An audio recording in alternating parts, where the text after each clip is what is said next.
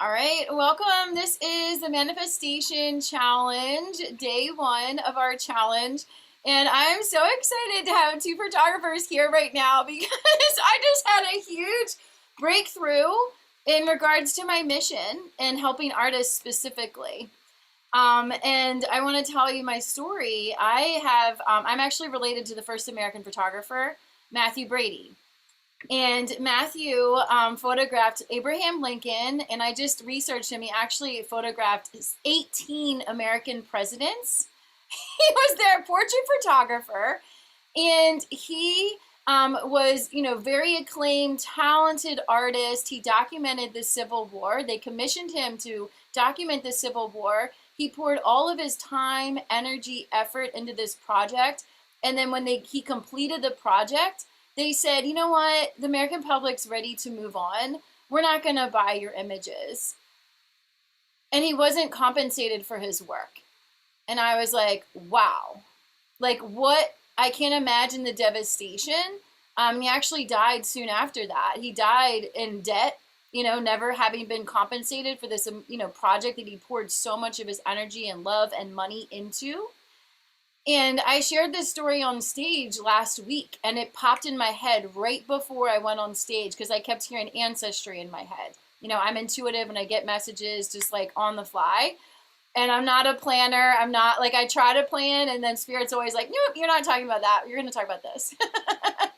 And I shared Matthew's story, and I was like, wow, that's why I have such a passion for helping artists specifically to become abundant, because this is part of my blood. I too, was a professional photographer. I will always be a photographer. It's tattooed to me. So it's forever with me.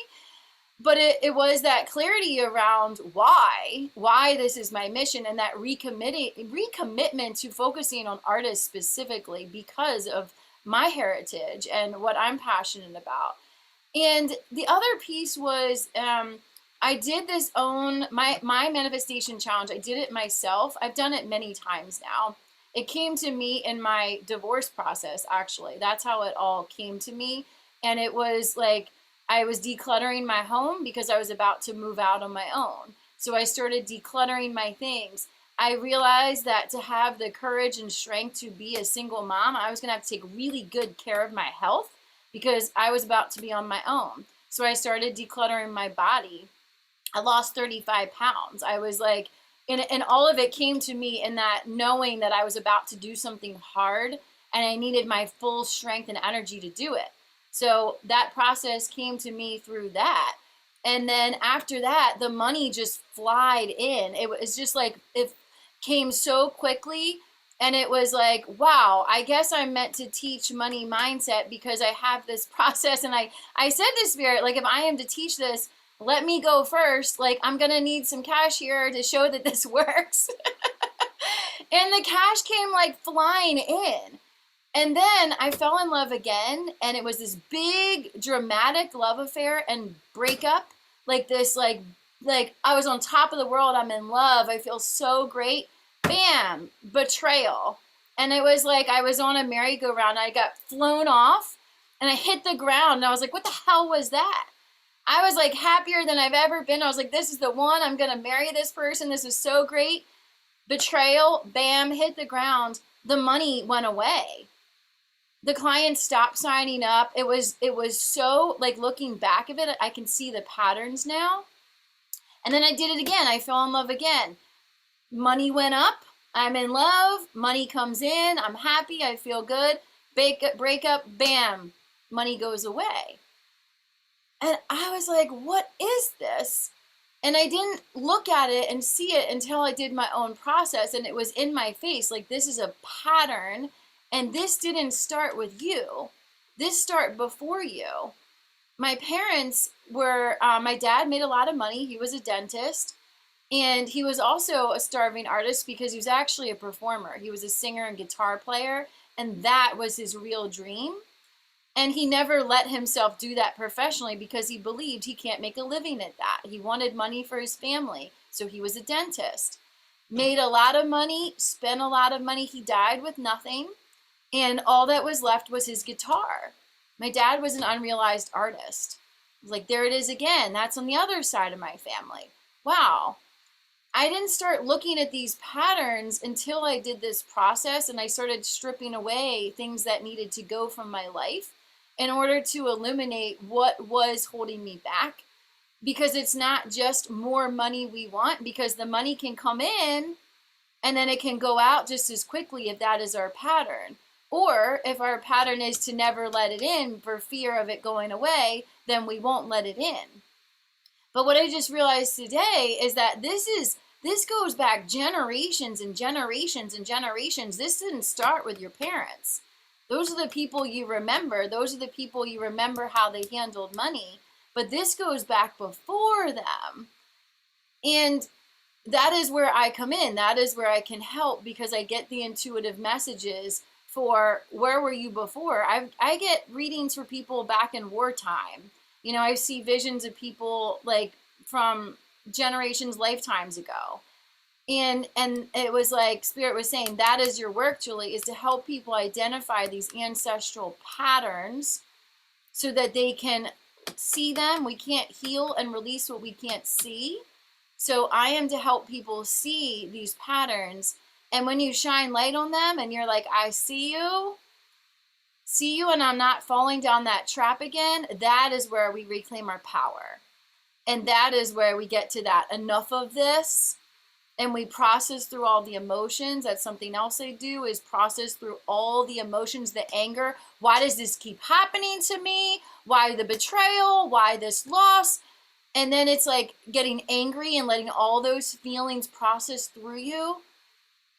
And then to remember who you are, to remember your creation power to create whatever it is you want. Whether you want more money or that love partner, whatever it is that you want.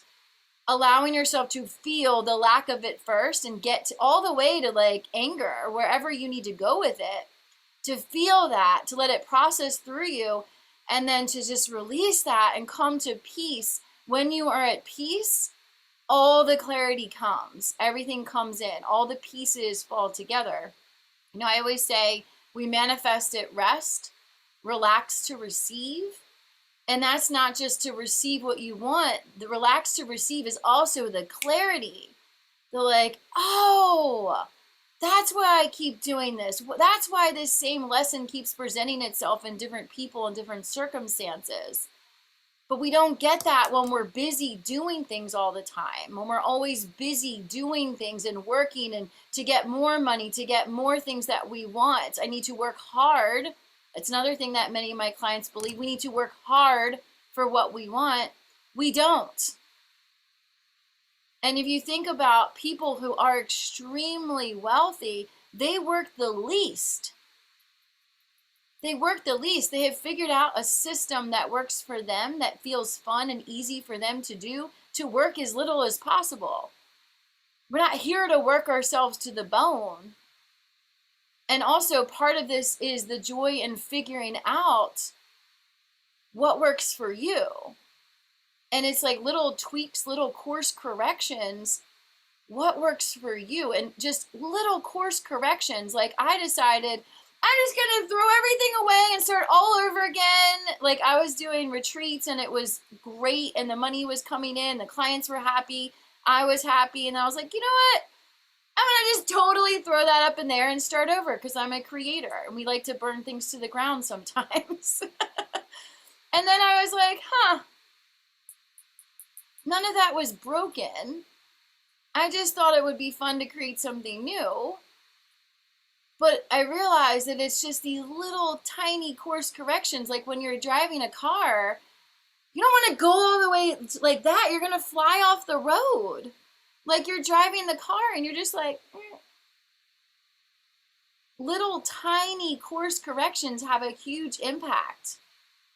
So it's just like the little tweaks. And we get them when we're quiet. We get them when we stop, when we're still. I just heard earlier today, be still and know that I am God. And that was a message that we all are divinity. We all have the power to create whatever we want, but it comes from a place of stillness.